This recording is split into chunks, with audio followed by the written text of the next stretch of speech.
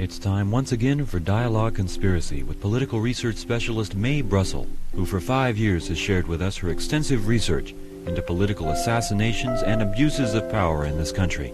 Her program relates the news of the week to emerging evidence about the conspiracy which allegedly maintains by force its control over the legislative, executive, and judicial processes in America. And now, Mae Brussell. Good afternoon. This is Mae Brussell in Carmel, California. This is Dialogue Conspiracy number 265, and it's April 18th, 1977. I want to make a few comments about mail. If you write me letters to the house or to the station, my address is in the telephone book if you have questions. And I am getting a lot of mail, and please forgive me for the delay. I'm answering questions as fast as I can or copying articles for you, and it does take a while because I have a pile on my desk that's about 3 months behind.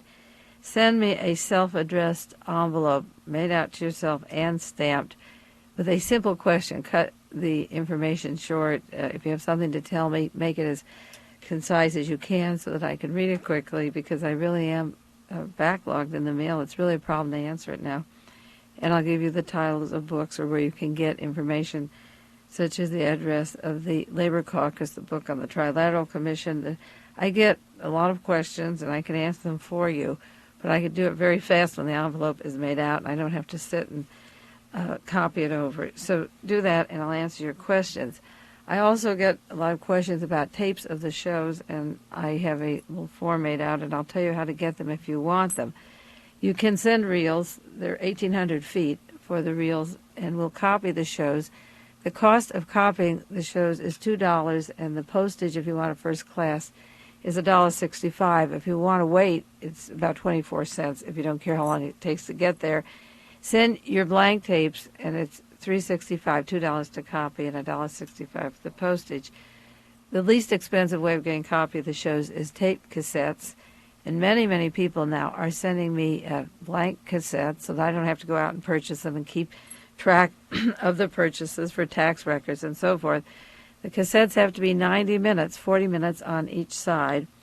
And again, send an envelope and put your address on there and the postage. The postage is 24 cents. If you have a cassette with no box in it, it's 36 cents if you want the box that goes with the tape cassette. If you want them each week, I'll send it out each week as quickly as I can, and the back side will be blank, but you can return it and fill it in with another show. All you have then is a duplication of the postage, and you can have the tape much quicker. And I am able to get them out now. If it keeps up that I have too many to copy, I'll have to take them somewhere and have them multiple copied. But I am able to get them out within 2 or 3 days, keeping 2 machines going. And if you want tape cassettes of any particular show that you missed, I got a letter last week on 2 shows on mind control. I got another one on Carter and the Trilateral Commission, another one on George de Mohrenschildt, the specific shows that people want. Put on the tape cassette what you want in terms of either the number of the show or the date or the subject matter and the approximate date. Put it right on the tape, put it in an envelope, address it to yourself, and I'll get them out as fast as I can. The books coming out now on conspiracies, various murders, and the government malfunctioning in terms of justice and investigations is so long that I can hardly run down the list of new books. I may do a show on that next week or in 2 weeks to let you know what kind of books are coming out. I have book lists if you want to send an addressed envelope, bibliography of suggested books to read. And my book list was made out about a year ago of very good basic books. But if you want new books, you can write to Aries Arts in Capitola and ask for a list of books on the assassinations and conspiracies, and they have a complete list of books, most complete list of books that I know on assassinations and conspiracies. That's in Capitola, California, and ask for their book list on this subject. Just about 2 more announcements now, and then we'll get on to some more conspiracy information. I am going to be speaking at UC Santa Cruz this week on Thursday night. I haven't been up there for quite a while. Last time I was at Merrill College. The university is broken up into small colleges. I'm going to be at Cowell College, and it's not going to be a formal lecture. I'm going to take questions. I don't have questions and answers on Dialogue Conspiracy, but I will be there The meeting will be about 7:30 or 8 o'clock at Cowell College, UC Santa Cruz. And that's this Thursday, April the 21st. And I'll be able to answer many questions. You won't have to write me a letter. If you want to go up there, the people that listen at Santa Cruz will have a chance to meet with me, and we can go over some of these matters. And then one other announcement for people in the local area in Carmel and Pacific Grove, Santa Cruz, Salinas area. My favorite movie, one of my favorite movies on investigations, is called The Borgia Stick. It's named after a family in Italy, the Borgia family, and the stick is a cane. It's just a symbolic piece of equipment in the movie, so the title is deceptive. The movie was made in 1967, and it's rerun almost as often as Citizen Kane. It isn't as good as Citizen Kane, but the material is very pertinent. And it's going to be on television Friday night, 8 o'clock, Channel 2. I always open the TV guide on Sundays hoping to catch the Borgia Stick to announce it on time on KLRB for people that listen. It's the story of a husband and wife who live in the suburbs and come home from work in their cars and close the door. When they get inside the house, they are not husband and wife at all, but they are agents of the intelligence community. And it tells how they do their jobs for the Security Exchange Commission, for the CIA, and how their jobs involve following people in various crimes. And they're guaranteed a passport and a lot of money to be flown out of the country after their last assignment when agents were killed. And when they get their passport in the car, this husband and wife agent, who are actually both agents of the CIA, the intelligence community, they refer to their jobs as being part of the company. They see the passport picture doesn't resemble their faces, and they're told that they just have one more stop at a private hospital. It's a large estate. And they'll have a little bit of surgery, a little bit of marking on their face, and some fingerprint removal and transplants or removal of their fingerprints, and then they'll be on their way with this large fortune, and they can escape and leave the country. And their surgery will be similar to the passport pictures. So they go into this hospital, and they go into surgery, and before they do, they're in the back courtyard, and they see another agent that used to work with them, and the wife is visiting, and he's had a lobotomy, and he's reduced to a vegetable state with no mind at all, and his head's wrapped up. And this couple are taken then into the surgery room, and their minds are erased. The government takes back their money, and they put them on the funny farm, and that is where they end after they serve their country. It's a very important movie. I talked about it with this particular gentleman who called me about 3 months ago. I told you who had done assassinations for the CIA, the one who was attacked when he wanted to quit the job of killing people for them, and they tried to murder him, and he's out trying to get even right now, as he says, with vengeance for their attempts to kill him and for the jobs they wanted him to do. And I brought up the subject of the Borgia stick, and he said this is absolutely true, that the CIA often kill their agents after they've done jobs, and they also do this kind of surgery on them, and it keeps other people in line who might talk, and it's a very good living reminder of the way the agency can handle people. It keeps you on your toes. And I was told that this kind of surgery does happen. He said it happened to a good friend of his who was in Vietnam and came home, and they took him and did a lobotomy. They're not complicated operations. You don't have to do much on the skull. You can go through the eyes and pierce a part of the brain and do a surgical lobotomy right through the lid of the eye, underneath the lid. So this very instructive movie, and it is an instructive movie starring Don Murray, is Friday night, 8 o'clock, Channel 2. And for those of you who aren't in the area, watch your TV guides. If you're back east or Midwest or wherever, north and south, watch your TV guide and look for the Borgia stick and see when it comes to your town and check it off. And you'll find it's a very instructive movie, and according to somebody in the agency, it still continues. I got a letter last week, typical of the kind of mail I get, with a question referring to a program I had a long time ago on what was the name of the drug that was given to people in the prisons in Chile, and then these people were released from prison, and the drug causes their bladder to shrivel up, and 3 years or so from now, they will die, and the Chilean government will not be blamed for their death. They'll have a bladder disease.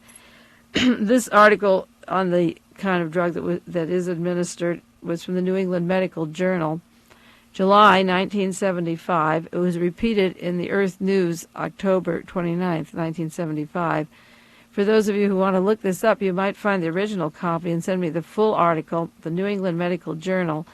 The name of the drug is cyclophosphamide, cyclophosphamide, cyclophosphamide. It's for political prisoners in Chile who were given drugs that cause their bladder to shrivel up, and then the bladder will cease functioning and will cause death in a few years. The prisoners were released, they will die at home, and the government will not be blamed for their death. This isn't just happening in Chile in July 75. This has been going on, it seems, for a long time in the government, and it's been a standard operating procedure, maybe not the same drug, but the same kinds of techniques. As a matter of fact, my co-worker who is working with me on the Howard Hughes book called me this morning, and he was reading the book called The Great Conspiracy. Another friend turned us on to this book. It's a fantastic book written by Michael Sayers. It was put out in 1936, and I had to order it from a book organization that locates hard-to-find books. Somebody in Washington, D.C. located this for me. But in the book, The Great Conspiracy, they talk about Woodrow Wilson, who was president of the United States during World War I and wanted to form the League of Nations. And he was in Paris to sign the Versailles Treaty, which was the treaty that stated that Germany could not rearm again to start another war in Europe after the Holocaust of World War I. And Woodrow Wilson also believed that the USSR, the new Soviet government, should be included in the League of Nations. He said, we will never get off the ground unless they're part of it. And he wanted the Soviet government to be included in the League of Nations. And in the book, The Great Conspiracy, there's a quotation of Major Herbert Yardley from another book, The American Black Chamber. And it says that the espionage system that existed in those days, this is before we had the OSS, there was an espionage system that had a code, and they deciphered a plot to assassinate Woodrow Wilson while he was in Paris. This was at the end of World War I, and they were going to kill him either in Paris or sometime during the Versailles meetings. And the way they were going to kill him was by giving him a slow death by poison. That was their choice. Or they could put influenza virus into his ice. There was a large epidemic of influenza in Europe, and many, many people were killed. And they could either put influenza in his ice cubes at the time, this is right after World War I, or cause a slow death by poison. And Major Herbert Yardley said that he wasn't sure what happened to Woodrow Wilson, but in the book he says there's no way of knowing if the plot was successful, except that President Woodrow Wilson got sick while he was in Paris on the Versailles Accords, and then he was soon to die a lingering death. He never fully recovered from the sickness that he had, and he did succumb finally to a lingering death, which nobody, I'm sure, associated with the inclusion or the wish to include Russia into the peace talks or the desire not to rearm Germany, because as soon as the war was over, Reinhard Gehlen, who was a young student in Eastern Europe, went right to Germany and began secretly to set up the rearmament of Germany with a group of other officials. They published textbooks and made armaments and subverted the Standard Army until Hitler was in power in 1933. So these conspiracies to keep Russia out of peace talks, to not coexist with communists, has been going on for quite a while. And the method of using drugs may be a little more sophisticated, maybe not. We may still be using these viruses and influenza, whether in ice or air conditioning or whatever, but these conspiracies exist. I believe that conspiracies exist. I call my program Dialogue Conspiracy. I talk about certain murders or assassinations, and I believe they're well planned, and I believe they're planned from the highest offices down to the street level. How far did they go? I think they go right up to the top of the president, the head of the FBI, the head of the CIA, the men that formed the OSS, and then the CIA. How extensive? I think they permeate the Supreme Court, the Justice Department, the local police, the investigators, the FBI, certainly the CIA, and they permeate organized crime. That body of persons is used by the government because of their reputation for violence or being hitmen or getting their way through other than lawful means. So the body of our United States government has to appear as if it's acting in a lawful manner, and therefore they employ organized crime, the syndicate, the mafia, whatever name you want to give it, and this is a common method of operation.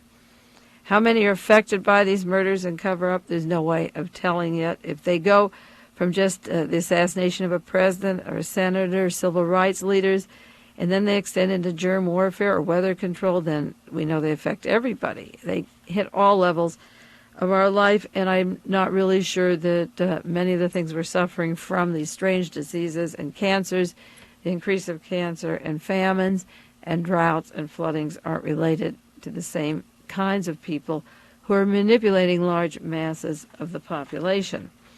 There's a connection between corporate interests and assassinations. Jack Anderson had an article today on the leap of ITT to the top ranks of the industrial international corporations. That was just in the paper today. But ITT got a lot of muscle when Salvador Allende was killed. Nobody was prosecuted in the organization. They influenced Chile, the copper mines, the lifestyle of millions of people, their health, their death, and then they go on to become one of the largest corporations. And I do believe that through every structure of the large multinational corporations are a series of well-planned corpses and manipulations of people, leaders, in order to gain the control that they want. These conspiracies are affecting the minds of some researchers who see one area of conspiracy and can't see another. But maybe someday a body of us, maybe not a large group, but I think of a large number of us right now who are working, who are going to put those links together for you, hopefully within a short period of time, maybe a year or two now, and it won't be difficult. Ed Sanders is an investigative writer who published a book called The Family. It's on the Manson family. I didn't like Ed Sanders' book. He didn't see the areas of conspiracy in the drug operations and the use of Peter Pitch's Sheriff's Department in Los Angeles, the LAPD, NASA, the links of NASA to the killings of, say, of Sharon Tate and the LaBianca murders. Ed Sanders, in those days, was looking more at something occult and mystical, more on the hippie side of the Manson family, and didn't see the higher levels of the conspiracy. He got a book out quickly, and he ignored these levels and just barely touched them. And at that time, I thought it was a poor book. I still do. He could have done more, but it was a book about the Manson family. But now Ed Sanders is into another kind of conspiracy, and he sees that. So maybe someday he'll rewrite the family with the other hard evidence that he didn't use at the time he wrote his book. Ed Sanders now publishes a paper that you may want. I just got the first issue, number 1. Would you believe there's a newsletter coming out just on cattle? It's called the Cattle Report. It's on the mutilation of animals, domestic animals, cattle in 22 states. He claims the mutilators have spent millions of dollars in security, in fuel, and in support to terrify local ranchers in the West and Midwest. And I have done some shows on the cattle mutilation. The Cattle Report is available, Box 729, Woodstock, New York, 12498. It's $6 for 5 issues. I think it's important because he comes to the conclusion that this involves the military, and it does.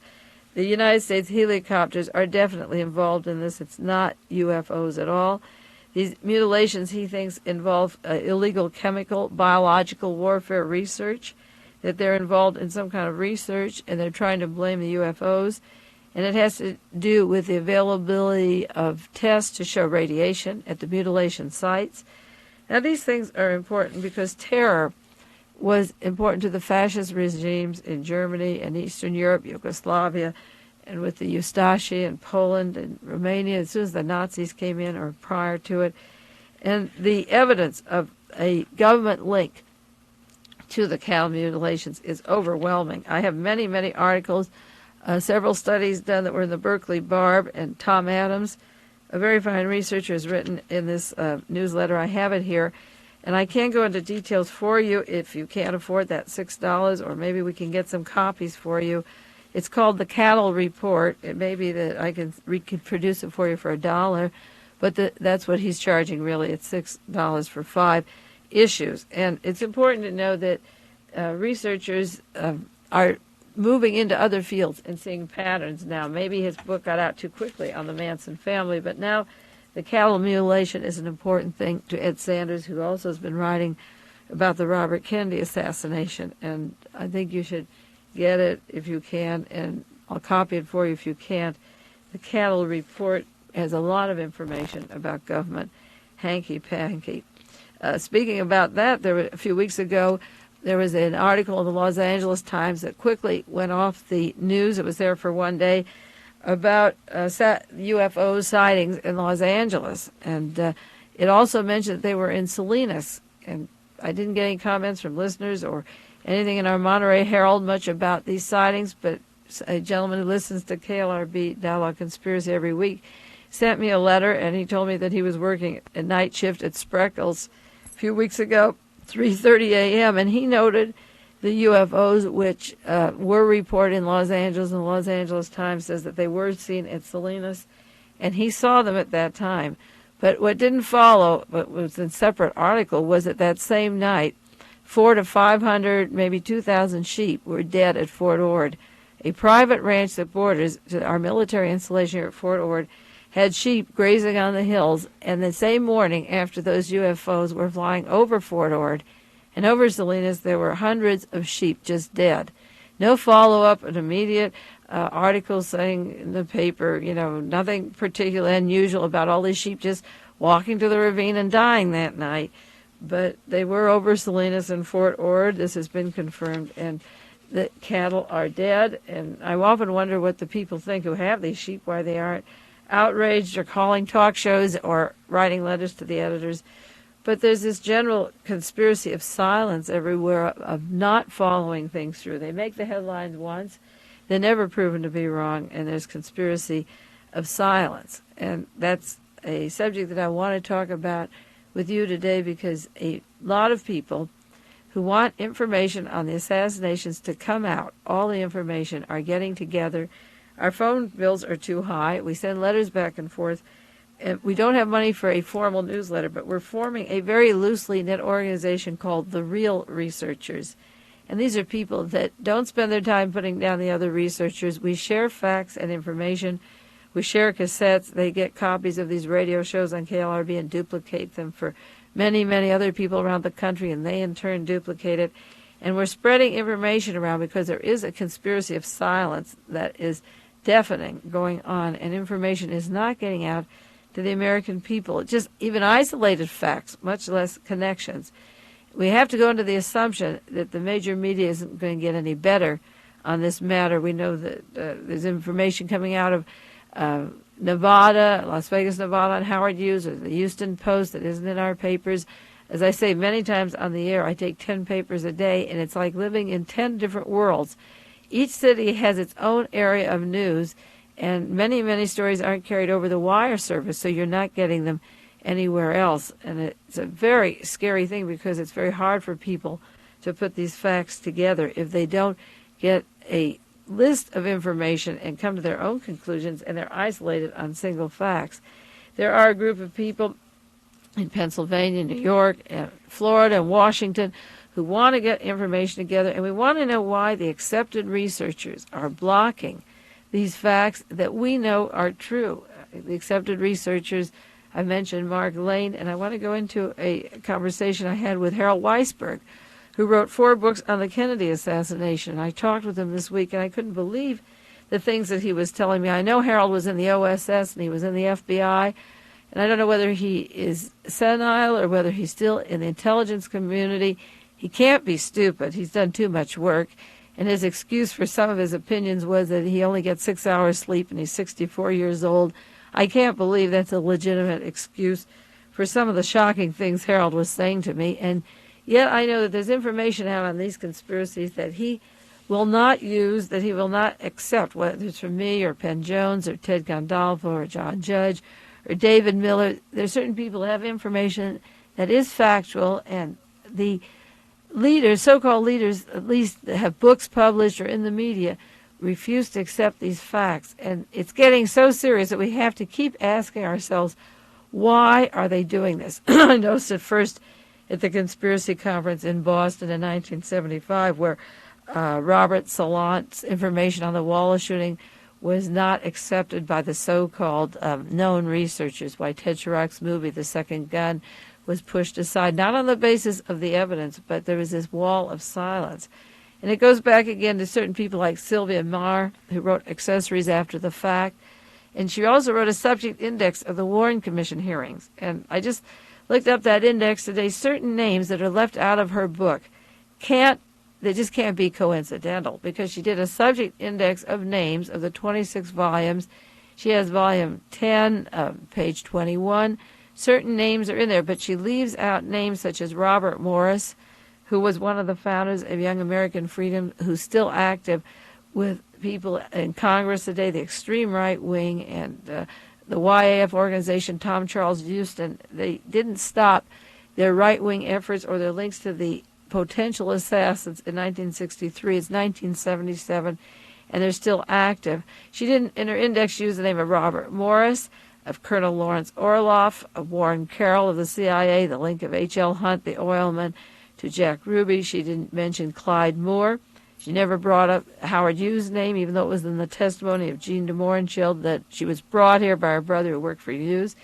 There's no mention of Lockheed, even though that corporation's name is in the 26 volumes, or Frank McGee from Dallas, or Dale Davenport, or Norman Baker, Bill Burley, Volkmar Schmidt, who worked for General Walker.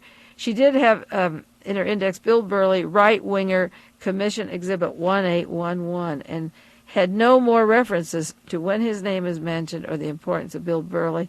As I say, she doesn't have the YAF, the Young Americans for Freedom, in there, or an Art Franzwald, or Ken Glazebrook, or Larry Jones, the Republic National Bank, which was acknowledged as a CIA black money funding source for killing, where Connie Trammell worked and where Larry Schmidt went for deposits, where money was available for the extreme right-wing military intelligence that came from Germany, or Richard Harsh and Sheila McDonald, James Mosley, Richard Marks, the cashier of the Republic National Bank. How come these names are left out of a subject index? The links to the oil people and the CIA banks that did counterintelligence. In volume 23, there's evidence in volume 18 of who these people were, what they were doing. There were letters back and forth. Bill and Norman, that's Bill Burley and Norman Davenport, get here. The sooner the better. This was a letter sent out in July '63, and John Kennedy's coming November. They said Sheila McDonald will be here in August. Ken Glazebrook will be here in September. That will give you a fine team and working force. We want to get Norman Baker into the Republic National Bank. We are building credit like crazy for the day we're going to need instant cash. We're storing up on insurance collateral for that day. We will net $400 to $500 a month. Our organization will be in operation, and it includes Warren Carroll. This is of the CIA. There are other documents there. Warren, that's Warren Carroll, the CIA, and Larry Schmidt get along beautifully. Warren has a Ph.D. from Columbia, 2 masters from Colorado. He's going to law school. He's doing the legal work for us. He's the personal writer for H.L. Hunt, the oil millionaire, the richest man in Texas. Hunt contributed $1,000 to our organization thanks to Warren Carroll, to the YAF. These letters are in the 26 volumes. How do they go to the bank and get credit, how they're getting salary, and yet they're not in the index. Here's one, volume 18, page 858. Ken Glazebrook is in Yugoslavia. He'll be in Middle East all month before he arrives in Dallas. You will get what Larry got when he arrives here. You'll get a week-long briefing. These are letters to Munich, Germany, that these men have to be in Dallas in November, and their names aren't in the subject index. Arrangements have been made to meet the head of the Dallas John Birch Society, and also General Walker and H.L. Hunt. This is volume 18, page 851. Larry Schmidt wrote to Bernard Weissman. This is volume 18, page 837. You better get out here to Dallas from Germany as fast as you can. It's not a decision of whether you can do better financially or elsewhere or rewarded here. It is a decision of whether to honor your oath to sacrifice for your country. Kennedy is scheduled in Dallas on November 24th. Arrangements are very delicate. I've worked with Dale Davenport, the chairman of YAF. If I don't produce the bodies, Dallas is just liable to think me a phony and say, forget it. P.S. My brother began working as an aide to General Walker. He's being paid full time. Another letter said, my mission in Dallas has been accomplished. We are in. Friday, I met with Dr. Robert Morris, president of the Defenders of American Liberty, and Clyde Moore, former public relations man for Hunt, Mr. H.L. Hunt, and he's a former UPI news writer, and Kim Thompson. We met with him from the Dallas Morning News. I got immediate backing from Morris, Kubik, Woods, and Ellis. These letters go on about military intelligence, about these men getting money and having availability at the bank, at the Republic National Bank, and yet they're not in the subject index. I could go on, and I have done some shows on the military intelligence that worked with H.L. Hunt, the oilman, and with Republic National Bank of the CIA that has been recognized for their kill money, and these men coming from Munich, Germany, to be there, and they had the dates when John Kennedy would be there.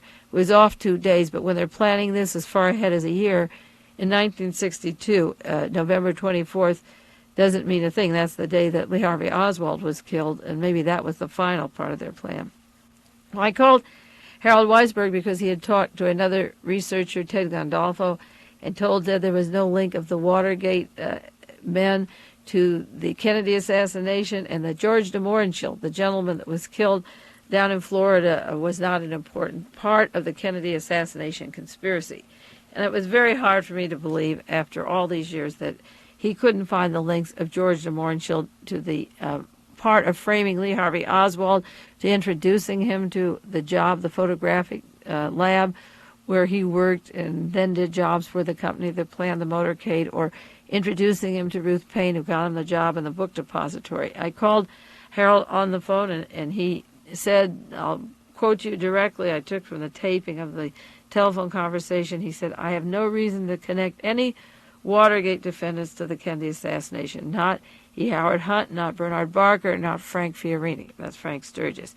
He says there's no evidence to connect them at all. The FBI spoke to 1,000 Fiorinis, and just because the FBI had an interview with Frank Sturgis the day after Kennedy was killed in Florida, and Sturgis was giving out information that Oswald was a communist, and this was misinformation, Harold Weisberg didn't think this was important. Now, I bring up what he is saying, or what Sylvia Meagher left out, or what Mark Lane isn't doing, because the term, the real researchers, is important, and I want you to understand, if you are interested in joining a loose-knit organization and getting on a mailing list, you let me know. If you want to help with research, let me know. We have to counteract these people because they're not telling the truth. They're not keeping their eyes open. And it's too late in the game for them to influence the congressional investigations back there or to influence any young researchers that are coming along. He went on to say that you could go back to conspiracies as far as Jesus Christ if you wanted connections, and I agreed that that was a conspiracy too, the Last Supper and the planning of killing of Christ. Harold Weisberg said to me that George de Mohrenschildt is not important. He said, in quotes, I believe he was CIA, this is Lee Harvey Oswald's contact in the Dallas area, in the way that thousands of people are, in the way every intelligence agency works, but there's no connection to the Kennedy assassination. And I went on to say that de Mohrenschildt was the most important witness of the entire group. And he said de Mohrenschildt wasn't important. I reminded him that the only person present, except for a historian from the Pentagon, when George de Mohrenschildt testified, was the attorney for the Warren Commission, Albert Jenner, who also was the attorney for Henry Crown of General Dynamics. They made the F-111s. And the General Dynamics Chief of Security, Max Clark, in the Dallas-Fort Worth area where the planes were made, was the very first person that Lee Harvey Oswald was to see after he went to a stenographer with notes typed up on the Soviet Union, and the stenographer said she believed he was an agent and he was taking these to an engineer. Max Clark had been an engineer. It's unfortunate that a man of Harold Weisberg's stature can't see these connections, and I also reiterate he was in the OSS and he was in the FBI. And then he went on to say, after I reminded him that de Mohrenschildt got Lee Harvey Oswald the job at this photographic lab that works for the CIA and does government bonds and maps of Chile and other important government printing they do with security clearances there, he said, well, I got Bob Castor a job. What does that make of me? Bob Castor is a very close friend of General Walker's, whose name has come out by various researchers. And I said, I don't know what it makes if you tell me what kind of job you got me, and I'll tell you what you're doing. And he said, I won't tell you where I got my job. It doesn't make anything of me if I get a man who's suspected of being involved in the assassination and working with General Walker. If I got him a job, it has nothing to do with his matter at all. I haven't seen him for a couple of years. And he said, it's meaningless. It doesn't depend on anything. And I said, where you can procure a job, how you can get a job for somebody is important. If you got him a job at a grocery store as a clerk or a bank teller, if you have a friend who's the president of the bank, that's one thing. If he's working in intelligence or with the CIA, of course it matters where he gets a job. It would explain to me why you can't get into new material and move on and get the facts before the American people. He also told me that nobody knew that Kennedy was coming to Dallas far in advance, that no conspiracy of plans could lay far in advance. And that's not true. You see those letters that were in the volume 15, volume 18. They knew when Kennedy was coming. These were written in June, July. They're making contacts since 1962. And John Kennedy didn't get there until 1963. And anybody who knew the electoral process in this country knew that the Democrats needed those 32 electoral votes from Texas, and the Democratic Party was split. And eventually John Kennedy had to win that to win the election, and he had to go down there and campaign. Harold Weisberg said, as I say, repeat before, he says, I just had my 64th birthday. I only get 6 hours sleep, so I haven't got time to engage in theories. And getting back to the conspiracy, I remind him of Reinhard Galen's work to subvert Western Europe into a total fascism that began in 1919 and is still, I think, going on. And he says, you'd go crazy weaving all these connections together that way. And I don't believe it. I don't think a person would go crazy seeing the links, say, of killing Woodrow Wilson or stopping the peace talks of General Eisenhower when the U-2 was brought down and when Gary Powers believes there was a conspiracy to down him and suggests that Lee Harvey Oswald could have done it. Whether John Kennedy was killed and papers are forged to say that he ordered the murder of DM after Kennedy was dead. And E. Howard Hunt, who's infamous for all these years, is forging these documents to rewrite history. You can go through 1,000 pieces of conspiracy and hoaxes that are going on, and the names all link and the people link, the breaking of d'Entente. Later, with Madame Chennault breaking it up when Lyndon Johnson got out of office and wanted peace in Southeast Asia, was sabotaged, or the SALT talks being sabotaged now by Jimmy Carter. This has been going on since the end of World War I, and I think you can weave these pieces together, and it's getting easier to weave them together. And there are good people all around the country who are trying to put the pieces together. And Harold Weisberg is unfortunate at his age of life when he is, tired and working hard, and he's holding the line. There's no conspiracy with the Watergate defendants. There was no conspiracy with the Mohrenschildt. He's trying to hold the line at a certain level of a crossfire and sticking with that evidence without asking who gained, who lost, who's suppressing. And that's tragic because he has books out, and what he has in the books are good. But he is suffering, or he's part of disinformation or discrediting. As I say, I don't know whether he still works with the agencies or he's senile. He does have good books. I asked him, didn't he think it was strange that Walter Dornberger, one of Hitler's space engineers that worked with Werner von Braun in a conspiracy, ends up out of Bell Aerospace, and Lee Harvey Oswald's host, Maureen Oswald's host, Michael Payne, works with Nazi criminal Dornberger. And Harold Weisberg said, I think the fact that Dornberger and Michael Payne are working together has no relationship to each other. I think individually it has significance. It's significant that Michael Payne had a job with Bell Aerospace when Lee Harvey Oswald was staying at the house, and when both had security clearances, one currently Michael Payne had and Oswald had through the service. But he said this has no connection with Reinhard Galen, even though Reinhard Galen was given $200 million for the CIA by Allen Dulles and brought his agents into this country. I think it's unfortunate because not only did Lee Harvey Oswald stay at the home and visit with Ruth and Michael Payne, and Michael worked for war criminal Dornberger at Bell Aerospace, but when Lee Harvey Oswald left the Dallas area and went to New Orleans in April of 1963, he went to another interesting job for Riley Coffee Company. He worked for William B. Riley Coffee Company from May until July 1963 in the New Orleans area. And while he was there, he worked with agents who then went on to work with Werner von Braun, the head of our space program. Von Braun and Dornberger had these rocket factories that were named as using slave labor skeletons, part of genocide programs in Germany. Dornberger went on and formed NASA in the United States at Muscle Shoals, Alabama, and his co-partner Dornberger had Bell Aerospace. Lee Harvey Oswald's host worked for Dornberger in the Dallas-Fort Worth area, and then Oswald went to New Orleans to Riley. At Riley Coffee Company, the man who hired him was named Alfred Claude, C-L-A-U-D-E. Claude went on, after he hired Oswald at the coffee company, to work for the Chrysler Aerospace, which was part of NASA. The same month that Lee Harvey Oswald left his job at Riley, he went on to Chrysler Aerospace.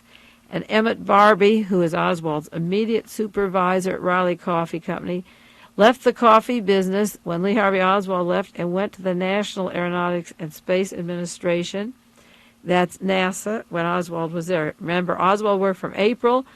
He went down May 63, July 63 at Riley Coffee Company. And Alfred Claude, who hired him, went on to work for NASA under the Chrysler Aerospace Company.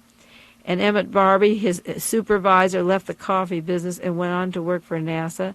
And a few weeks later, Oswald's workmate, John D. Branyon, B-R-A-N-Y-O-N, went to work for NASA also. And another co-worker left to join the Chrysler Aerospace Division, a NASA contractor. There were 4 of them. So any one of these men could have given testimony about Lee Harvey Oswald at the Riley Coffee Company, but only one of them was called as a witness.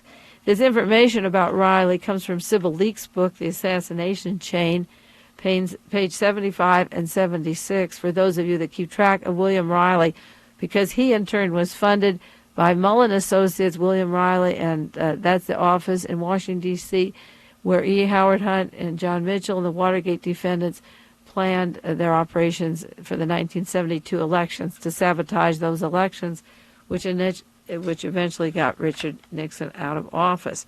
Lee Harvey Oswald told a friend when he worked at Riley that he'd like to work for NASA, and he might have been promised a job to NASA, and you can see how hard that would be to infiltrate if he were actually sympathetic to the Soviet Union, which he never was. He was always linked to the intelligence community.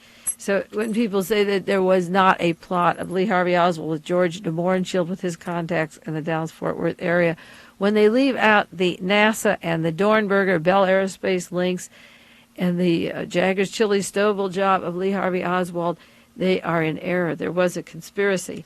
There's a new issue coming out. It wasn't last week. It's going to be this week in midnight, my article on George de Mohrenschildt.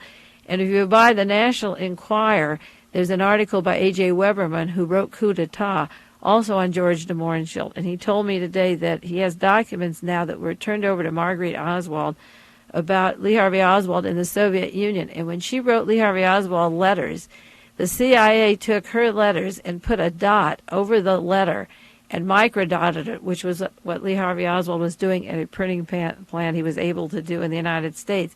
So she could send a letter to her son. The government took the letter before it reached him. They put a microdot. You can take that microdot and blow it up, and it can be the entire page of a newspaper. They can be spy instructions. They could be documents. They could be instructions on Gary Powers' U-2 flight. So that the family letters that Lee Harvey Oswald was sending to his family, or they were sending to him, were intercepted by the Central Intelligence Agency with dots, and they used these letters to send spy messages to Lee Harvey Oswald. These documents were just turned over to Marguerite Oswald, and they will be printed in the National Enquirer this week, so be sure to get the National Enquirer. Well, there are a group of hard researchers working. We will continue to get information to you. I've overrun my time. This is Mae Brussell, and it's Dialogue Conspiracy, Carmel, California. I'll see you next week, and stay well until then.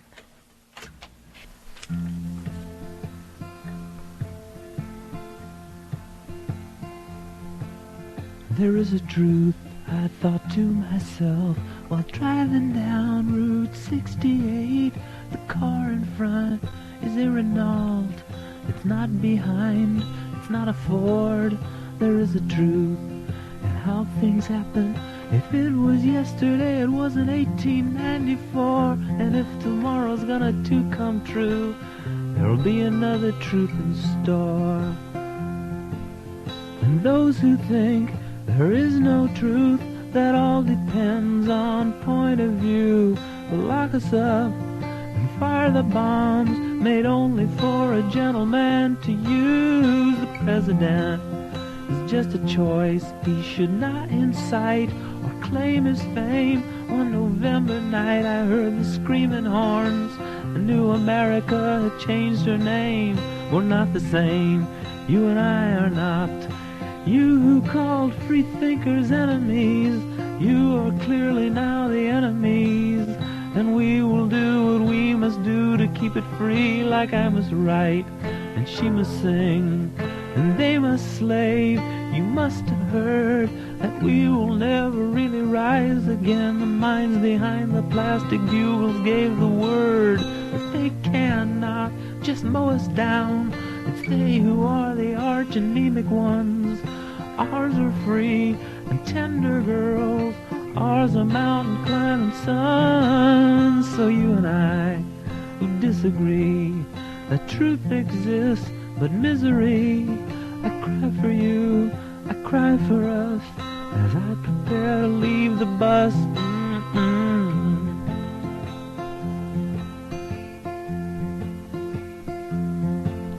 There is a truth for you and me to feast our eyes upon and see. The sun is true, but for the blind, and we are free, but for our minds. There is a truth